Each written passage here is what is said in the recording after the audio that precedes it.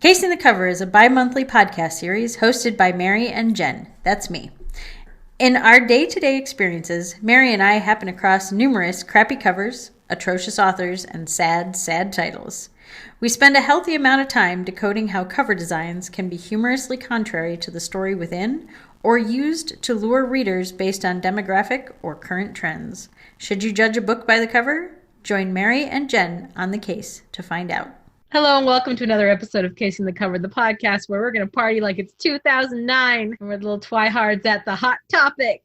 I am Mary, and with me as always at a distance is my co-host Jen. Hi, Jen. Hello. I am very concerned about this episode now. Party like it's 2009. Which is a bad joke because none of these books actually came out in 2009. So Jen, something very exciting happened this week. Do you know what it was? I have no idea. There's a new Twilight book out, Jen. Aren't you just fangirling over there? Even if I had any idea, I wouldn't have any idea. So I have to out myself. I was very much a Twihard in high school. Those books were my demographic. They were aimed directly at me.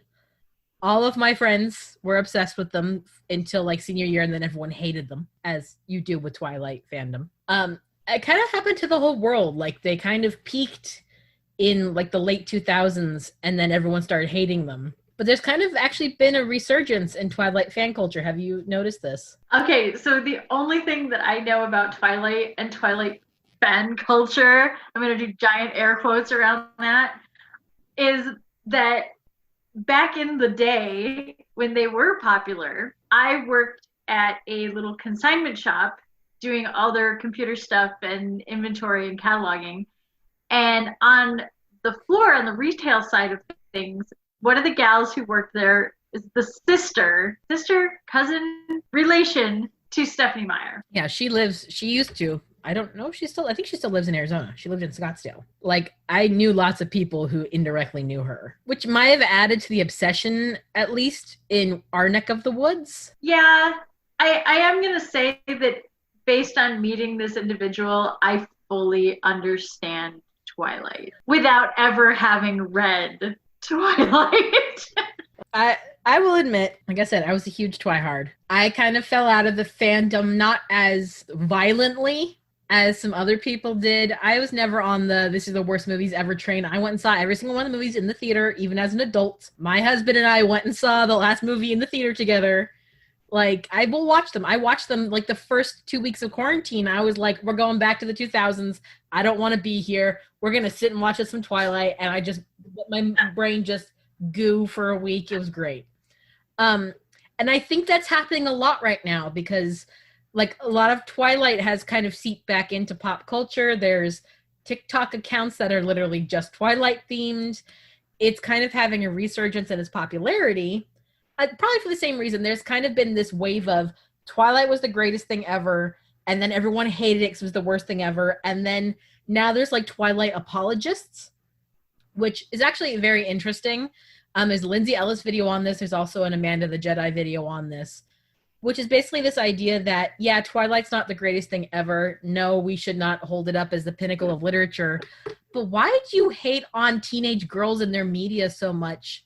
Just let them like things. And that's kind of where Twilight, I think, has kind of ended up, which is it had such a fan cult following that there was such a backlash against it. And now we know there are worse things out there, 50 Shades of Grey. So it's not that bad, and it's fine to read it if you know it's not that great. But if we didn't have Twilight, we wouldn't have had 50 Shades of Grey. No, we would not. So does that not make Twilight worse? No, it doesn't. Because it birthed this demon. No, I don't think it does. And I'll defend Stephenie Meyer a little bit. And this is also, they talk about this a lot in the Lindsay Ellis video.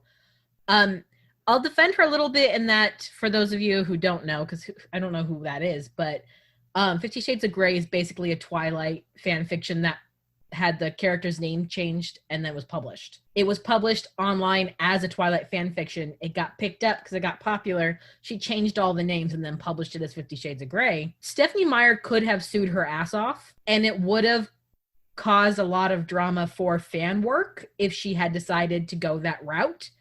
And she's kind of happy to be like, I'm not E.L. James. I don't care what she's doing. It's not my story. It's not my books. Let her do what she's doing. So we got to give her some credit in that she didn't try to put the kibosh on fan work like some creators do, and Rice. Because a lot of people do put the kibosh on fan work, and Twilight has a very big fan work base, which, again, how I started in writing. I was writing Twilight fan fiction when I was 15. So we got to give Stephenie Meyer a little credit for that, if nothing else, that she didn't ruin fan fiction for everybody, because she could have. Yeah, and I will give it that, is like, I've always been very much against authors, artists, anything of any kind that like kind of poo-poo on fans, because that's their bread and butter, that's their livelihood. Without the fans, they wouldn't have anything. Yeah. To me, companies that, you know, slam on fan artists and fan writers and stuff. She's been pretty respectful to her fans, despite the fact that, you know, she was getting death threats and hate mail and all kinds of other stuff because people decided that Twilight was stupid and cheesy and bad. And it was that, you know, internet backlash just because, you know, teen girls liked it. And, you know, she kind of came out okay with it. Like, I'll give her that she didn't throw a fit. She didn't pull a J.K. Rowling. She didn't have a Twitter meltdown.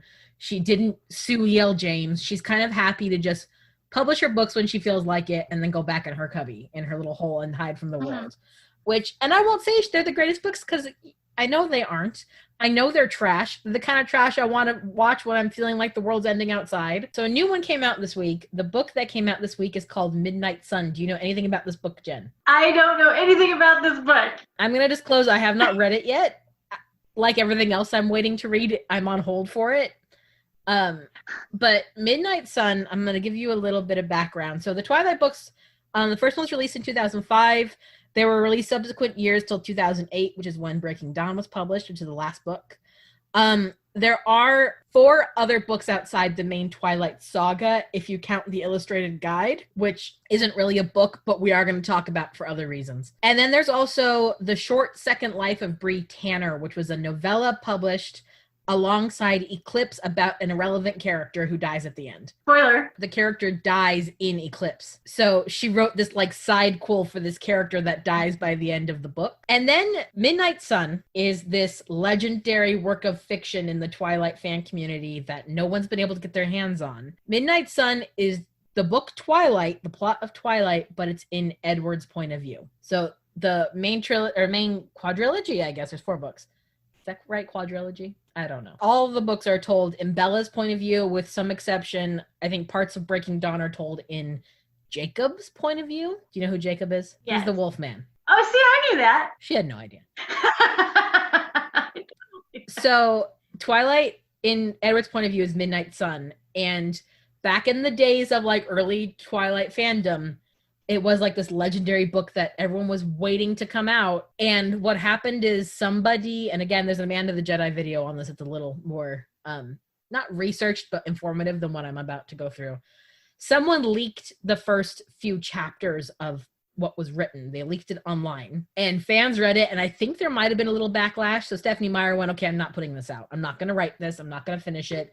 It's going in the safe. I'm not going to do it. For the Twilight anniversary, which was, I think, in 2015. Yes, because the first book came out in 2005. So the 10-year anniversary, she was going to release Midnight Sun. And then E.L. James released Grey, which is 50 Shades of Grey in what's-his-face's point of view. What's his name? Christian Grey. Christian Grey's point of view, which was, again, another thing she stole from Stephenie Meyer. And so that kind of put the kibosh on her releasing it as the 10th anniversary. So instead, she released something called Life and Death. Do you have any idea what Life and Death might be, Jen? It's probably about the vampires and people. Okay. It's related to Twilight. If you could guess what kind of a thing she would release as a gift to her fans in the Twilight universe, what do you think she would give them? Your wildest guess. I want to see what you can come up with. And if it's worse. Okay, this is just wild. Make it worse. Okay. Life and Death. Is it... So the main characters are Bella and... Edward. Jacob and Edward. Uh-huh. Edward. Okay, so it's about Edward's life when he was alive and then how he transformed into a vampire. If only. So the thing is, the Twilight books are kind of like Harry Potter in that there's a big world built around it. There's all kinds of, the last Twilight book is this her vomiting vampires from all over the world with different powers and stuff. So you would think that there's a very large canon for her to write with. She could write, for example, a story about Edward's time before he became a vampire. She could write about Carlisle or the Volturi or any of these other vampires. And what did she write? She wrote a gender-swapped version of Twilight. Oh my gosh. Okay. That's okay. So I'm going to say this. I know somebody's going to steal the idea, which is fine because it really was just a game for me to play. I was dared to read 50 Shades of Grey, and I really didn't like it at all. But I thought, wouldn't it be funny if I made this as a gender-swapped thing? And so I started Neil writing James it. will probably do it because Stephenie Meyer's done it. So it's probably going to be done. But I had a lot of fun writing it, and I don't know if I should like really go into this because it's really embarrassing. But when we're not recording, I will tell you. But Jen, you didn't publish yours as a 10-year anniversary gift to your fan base. No. Life and Death Twilight Reimagined is the first Twilight book, only everyone is a reverse gender. So instead of Edward and Bella, it's Edith and Beau. She literally just facepalmed. Yeah, I did. That was her 10th anniversary gift to her fans. And now on the 15th anniversary-ish of Twilight, we have Midnight Sun finally being released. And so I thought, now that we're 20 minutes into this conversation, we'd talk about the Twilight covers. Well, I needed all this preface. You did. I would argue that the Twilight covers, especially the first Twilight cover, the very first book, are iconic book covers. They are immediately recognizable. On par with like maybe, I don't know, what's that iconic book cover that you can think of that isn't Twilight? I would say Alice in Wonderland, but there's so many renditions of that. You can't really do anything old because once they get to the point of public domain, they have so many new covers.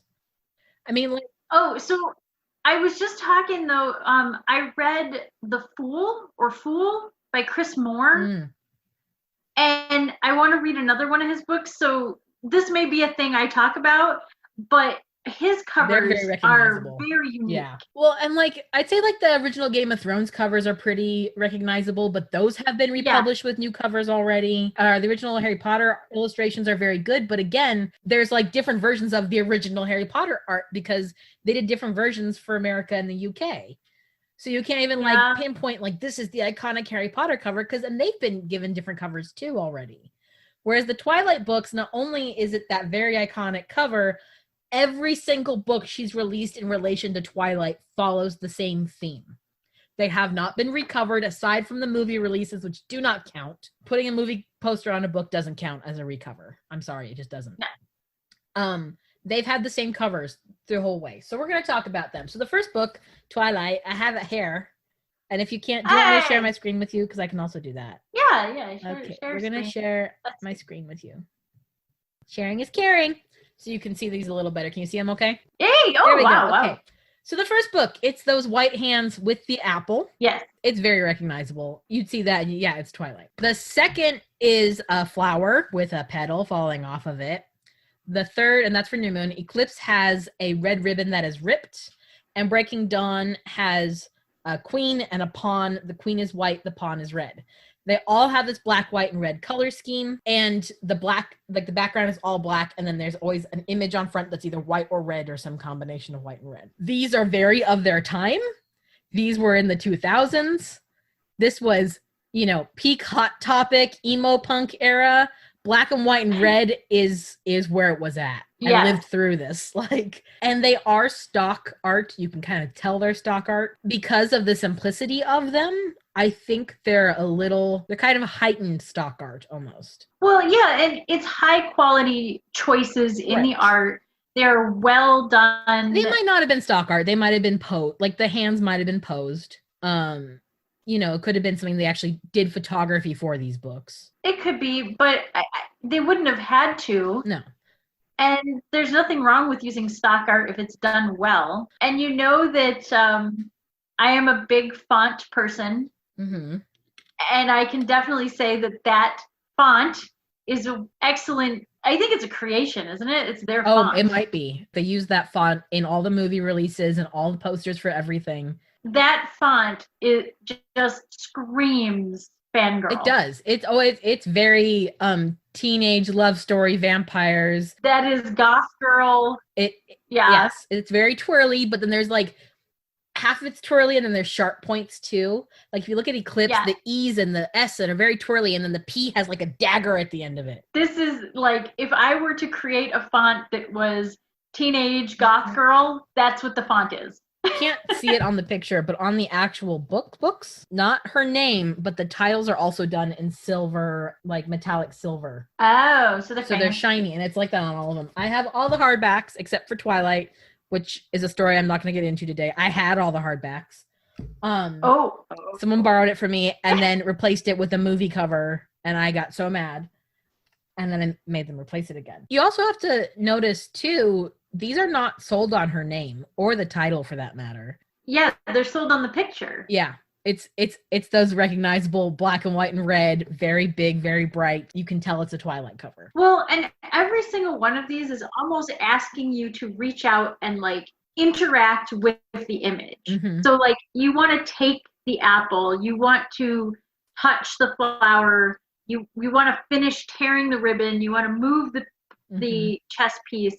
All of it's very interactive, which I know is weird to say for a two-dimensional thing, but it is. It's like you want to complete an action. Which speaks to, again, the fandom surrounding Twilight. It's a very, very active fan base. It was. I don't know where.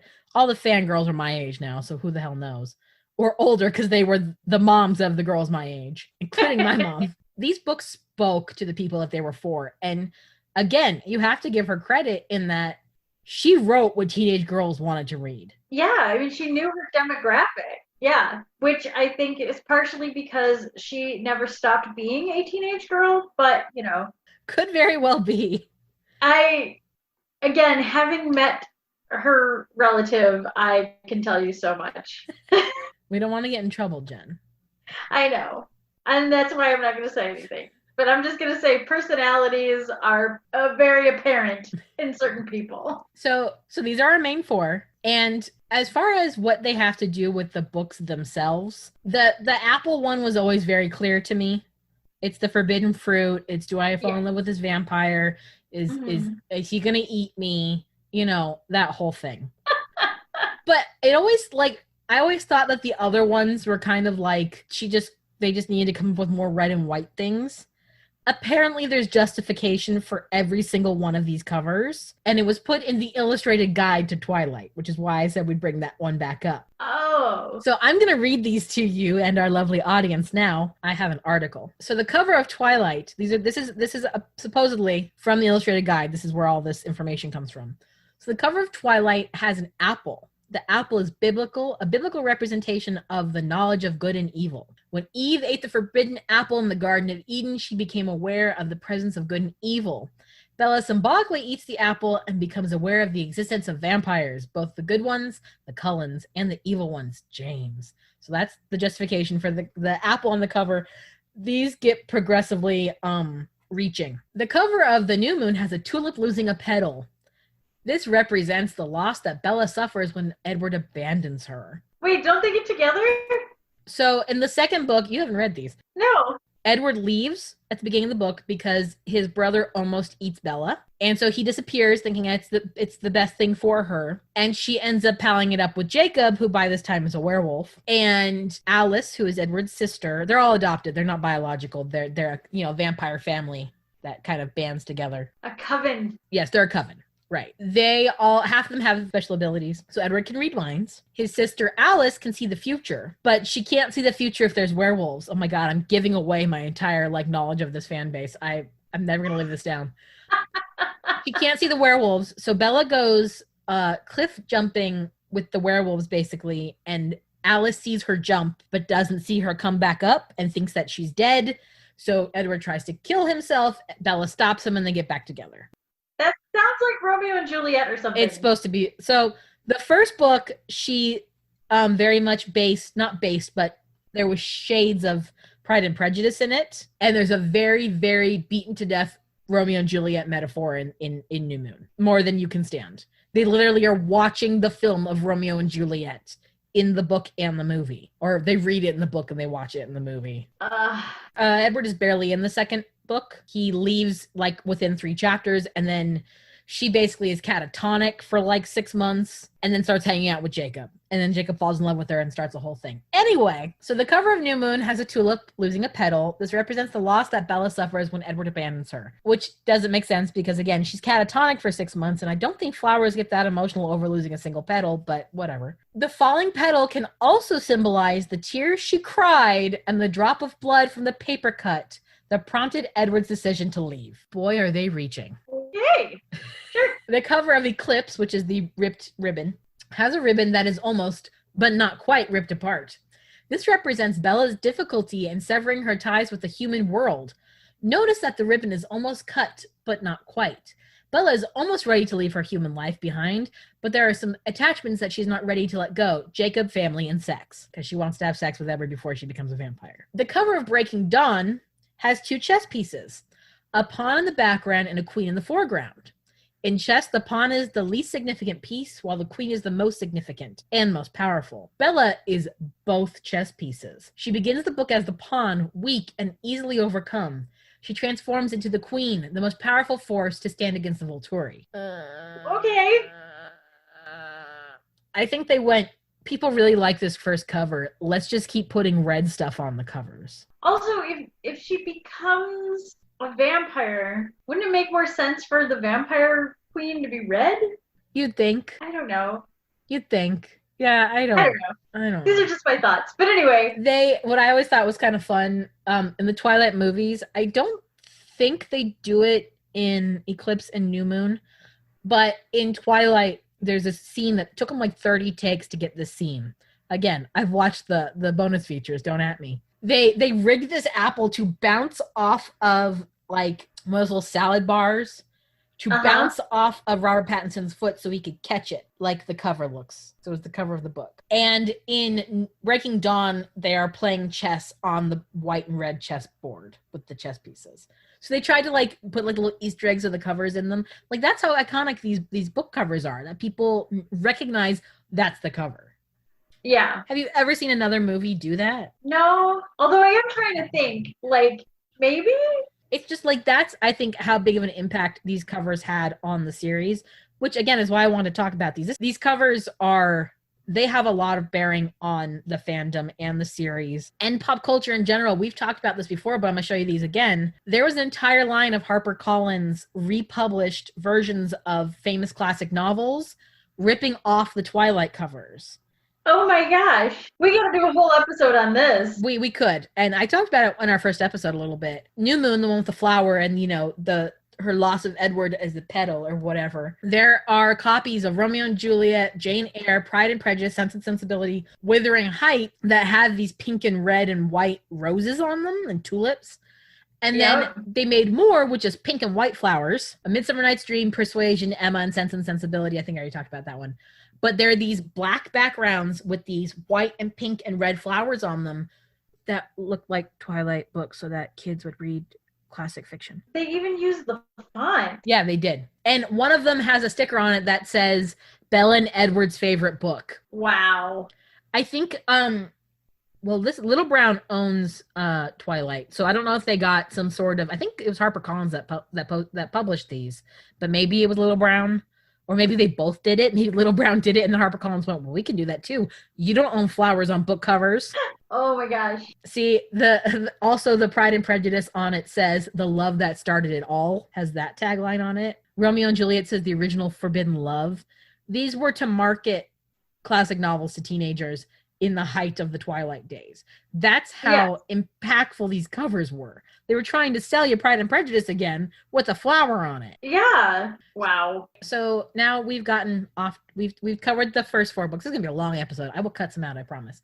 We've covered the original books. So around the release of Eclipse, she published The Second Short Life of Bree Tanner and Twilight Saga: The Illustrated Guide. These are hard to see. I couldn't get a good picture of these.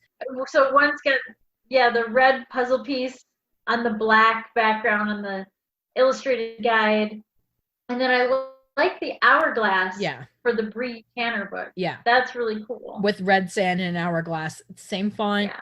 The covers tie in. So even her, spin-off novella and the illustrated guide for the saga fit in, so that if you put them on your shelf, you can have an entire row of black, white, and red books. They all go together, which you got to give her credit for. Yeah. I don't know her publishing company. I doubt this was her idea. Maybe. Yeah, they are brilliant marketers. Right. Brilliant. Okay. So where's this new cover? I'm going to show you the new cover. We're going chronologically, Jen. Okay. So what was the book that came out before the new one, Jen? That's a life and death thing, right? Uh-huh. See, I'm paying attention. Oh, this is the green apple one. Because it was a red apple and green is the opposite of red. It's so dumb. This is my least favorite out of all of them by far, 100%. I hate it. I don't like it. Okay, but the thing is, in the other one, it was 2 hands holding the apple, and this one is 1 hand. But, like, you said that they had Edward catch the apple in the first one to make it seem like it fit the book, but it makes me feel like it was actually supposed to be Bella accepting the apple. Maybe. And this one is like, it's not Edward in this one, it's Bo accepting the apple. Bo. The cover, the hands on Twilight, they look like women's hands. And the one on Life and Death does look like a man's hand. Yeah. But you see how pale it is? That's what kind of throws me off, is these are pale too, which makes it seem like these are vampire hands. But in both cases, the person taking the apple or offering the apple, if these are supposed to be Bella's hands, why does she have vampire hands? Because she's not a vampire in Twilight. Again, it could be the accepting the vampire into her life and all. Yeah. Yeah, and also aesthetic. Just aesthetic.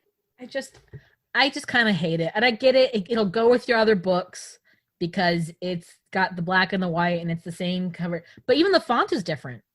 I was just going to say that. Oh my gosh, I was just going to say, being the font person, the font is more masculine looking. But it's more masculine, doesn't have the twirlies in it, but instead of the sharp pointy edges, they're rounded. Yeah. It's like they went, well, this is the opposite. We changed the genders of the characters. Let's make everything as opposite as we can without making it the opposite. And I don't like the green apple. I think it looks stupid. I just don't like it. And it doesn't go with the aesthetic and it makes me angry. Yeah, I'm not getting the green apple thing. I mean, I get that it's the opposite, but I almost feel like they should have chose, like, there are golden apples and things like that. Yeah. Like, I feel like that would have been a good choice. Yeah, I agree. And there's a whole thing about they have gold eyes and all that. That would have been better, like a yellow apple. The green is just too jarring. It almost looks like this. I have another picture. This is Nightlight, which is a parody of Twilight, where it's an apple core. Oh my god, I love the eaten apple. Yeah. It's just the apple core. That is awesome. This looks like a parody cover to me, or a ripoff cover. It looks like the HarperCollins New Moon ripoff covers. Yeah. The naming conventions also don't stand. You've got Twilight, New Moon, Eclipse, Breaking Dawn, Midnight Sun. This one's called Life and Death. The cover convention doesn't go along. They use a different font. The color scheme shifts. It makes it look like a ripoff cover. I don't know. I do get how it all fits in there. It is fascinating how tied into these covers. They're like, this is what we're doing. Mm-hmm. We cannot deviate. It's very branded. It's almost Patterson levels of branded, only they're better covers. It is Patterson levels of branded. All right, what else you got for me? So Midnight Sun is the new one, and the cover is a pomegranate that's ripped in half.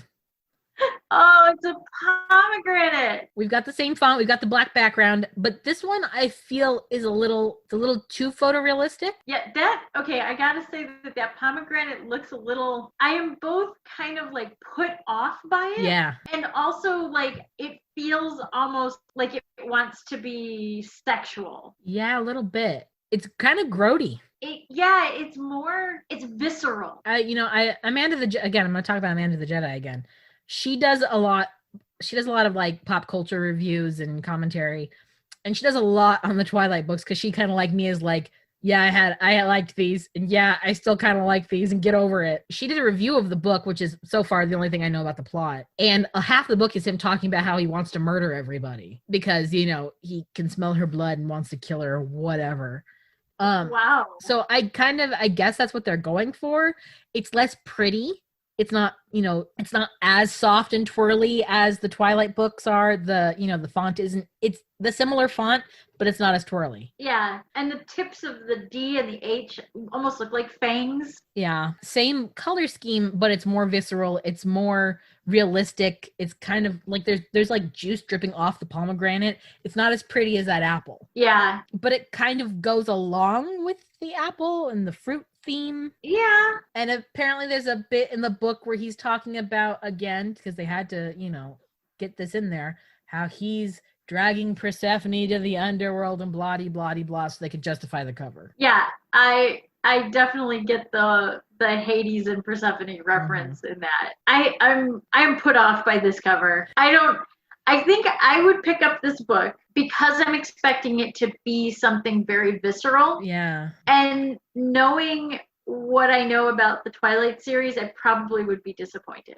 Well, I mean, I don't know that they're like gory or anything because it's Stephenie Meyer. I don't think she really does that. Yeah, that's what I mean. Definitely more violent and less, oh my God, he's just the perfect man. I'm just going to die if he's not around me.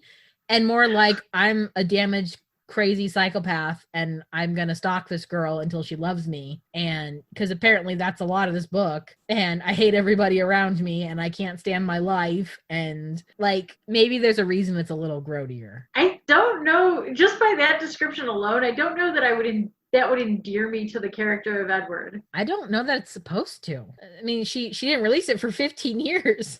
But I think part of the reason why she kind of wrote it was as like not a companion, but more of like a juxtaposition to Twilight, because Twilight is all about Bella going on about how he's perfect and she loves him and she can't live without him.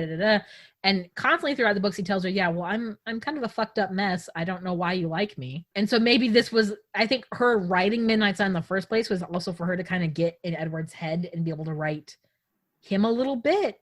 I don't know that she ever planned to release it. And apparently the book has a lot of like, yeah, I'm stalking her, but there's a justification to it, which I think is a response to people having an issue with that in Twilight, less so than it's what the character would have been thinking if she had published this book a year after she published Twilight.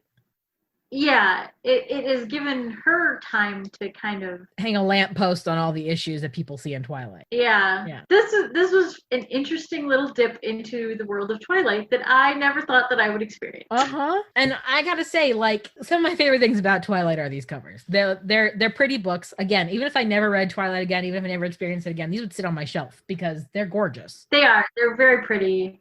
And also, like, in a rather dignified sort of way. They're very simple. They're very like simple elegance, kind of. Yes. So I think I would like to finish this with talking a little bit about the book that I just finished reading that we can do a full episode on later because this book completely gutted me. It's called The Grace Year. So we looked at the cover for Breaking Dawn, Eclipse. Which one had the ribbon on it? Eclipse. Eclipse. Okay. So that red ribbon, there is a red ribbon on the cover of this one. It's very important to the story. I don't want to talk too much about the Grace Year cover, but if anybody listens to this episode and wants to be able to read this before I go over it, read it, but be forewarned, I haven't been this absolutely gutted by a book in a long time, and this book absolutely gutted me. Read Grace Year by Kim Leggett, and it is, I'm going to say, just based on your description and the rants that I've heard about Twilight and the little bit that I've read of Twilight, this is what would happen if Stephenie Meyer got gutsy about how to write. This has nothing to do with vampires, though. I think she's written things that aren't vampires. My favorite Stephenie Meyer cover is probably The Host. Oh, isn't that the one with the eye? Yeah, I actually really like it. I think all of her covers are very simple. They are very simple, but I hate the cover for The Chemist. I don't like it at all. And I think they tried to go, oh, well, let's make it like the Twilight books where it's just a color with a thing on it. And it just doesn't look right. Yeah, The Host has, again, the black background, but you see the side of a woman's face and like her big alien eyeball. I don't know. I think it's a good cover. It's big face. It is a big face cover. Big face cover. I almost wonder, and like, I don't know, is the Grace Year, is it YA? Yes, and it shouldn't be. A lot of YA, at least cover art, and you're saying the book actually has something to do with the story, which maybe not, but a lot of YA cover art was also influenced by the Twilight covers because they sold so well. Do you think that has any bearing on it? I don't. Well, maybe the way that it's laid out, but that ribbon is super important, and really, like, the Eclipse cover could have been the cover for the Grace Year. Well, and maybe do they specifically wear, because there's a red ribbon in a girl's hair on the Grace Year cover. Yeah, they all wear red ribbons in their hair. Because, I mean, I suppose that if that's an element of the book when you're designing this cover, you also worry about falling into people thinking you're ripping off a Twilight cover. Yeah. This cover is very pink and blue. It's not even like, it doesn't look anything like a Twilight cover. No. But okay, I don't want to talk big about it this time, but that's the next one I want to talk about because I just finished it and it's, oh my goodness, it gutted me and it was awesome. Well, it won't be the next episode you hear. The next episode you hear is going to be, the episode going out in 2 weeks is going to be Medusa uploaded. Oh, okay. Because cool. we've got that one recorded already and it's going to go. Yes. Jen reads faster than me. This might be what you get for a while is we get 2 episodes a month. One is a book that Jen has read. One is Mary talking about a thing, and every 3 months Mary reads a book, which seems to be what we're doing. Because she reads 6 books for every 1 book I read. I'm almost done with my book. I'm actually reading a book. For the podcast, that's almost done. I need a new ebook with a cool cover. So anybody who listens to this or sees this or whatever. You need a book with a cover that is so unextraordinary that you won't want to talk about it on the podcast because it won't go out this year. Because that's how far ahead you are. Wow. It is how far ahead I am. Yes. And I actually read books. Like, I'm not doing audiobooks. Just so people are aware, I am one of those weirdos that still actually reads a book. I'm reading the one I'm doing right now. It's an actual physical book, and I'm actually reading it. I read, at all times, I try to have an actual physical book to read and an ebook to read. Which is why you get 3 Jen book episodes for every 1 Mary book episode. Because she's always reading 2 books at a time. The ebooks, though, I read kind of all the time, like in little bites, because I have it with me. So I read it on my break at work. I read it when I can't sleep, which is part of the reason why I read Grace Year so fast. I think I read it in a week because I had insomnia week. So I just read this book at night. But it was very emotional. That's the next one I want to talk about. So you have time, if you listen to this episode, you have time to read the Grace Year, so I don't spoiler it for you, because I am not holding back on spoilers for this one. I'm 3/4 of the way through my book. I will get it done. It'll be read. So what are you currently reading? I cannot remember the title of this book yet. It's like All the Things We Lost in the Fire. No, that's a Bastille song. Hold on. I'm going to look it up. All the Secrets, something, we keep. No, that's not it. That is a book, but it's not the one I'm looking for. All the Things We Never Said? No, that's not it either. Do you want me to go get it? Do you want me to physically go get this book? Yes, go get this book. Okay, pause. All the Things We Do in the Dark. All the Things We Do in the Dark. Yeah, it's the most vague title ever to exist. Show me. That looks very whimsical. It is not. I'll talk about this in a forthcoming episode. This one, well, I don't know when it's going to go out, but we will talk about this. You had a book that you're reading, and I got this book, or you read, and I got this book to kind of juxtapose it, but I maybe went a little too far, and this book is kind of really unpleasant to read. It's not a bad book. It's just really uncomfortable. I'll talk about it later. Okay. All right. So is that it for our? Have we reached the twilight of our episode? Yeah, I guess so. I guess yeah, we have. I guess give us your opinions, not on Twilight. We know everyone's opinion on Twilight, but what do you think of the cover specifically? And if anyone listening has a more iconic book cover that we can tear apart, let us know, because I can't think of any. I'm sure there are. I'm sure there's really iconic book covers. I just can't think of any. There needs to be more iconic book covers. I'm gonna go looking for iconic book covers too. Maybe we'll just do an entire episode on iconic book covers. Yes, we'll do like a face-off. Which one really is iconic? Maybe we could do some sort of famous book cover showdown. Maybe that'll be something in our future. Maybe towards the end of the year, and maybe we can like pair them together and see which ones we think is more iconic and find a titan. The titan of book covers. All right, I think we're reaching our end here, Miss Jen. So, this is a long episode. I'm really proud of us. I'm gonna cut out half it. It's fine. I'll whittle it down by 10 minutes. All right. Well, I'm gonna go back to reading. Yeah, me too. Yeah, just spend the day reading. I want to finish this book with this vague title, so you stop asking me what it's called. Yay! All right. This was fun. Yeah, Jen learned things. I learned things about Twilight today. Aren't you so happy? I am so happy of the knowledge that I now have. Now you can be hip with the kids, Jen. Yes. The kids who are almost 30. All right. We gotta go. All right. Goodbye. Bye. Thank you so much for cracking another case with Mary and Jen. To learn more about Casing the Cover, follow us on Facebook and Twitter at Casing the Cover. To contact us or suggest a book, email casingthecoverpod@gmail.com. New episodes of Casing the Cover release the second and fourth Tuesday on YouTube, Apple Podcasts, Spotify, and Stitcher.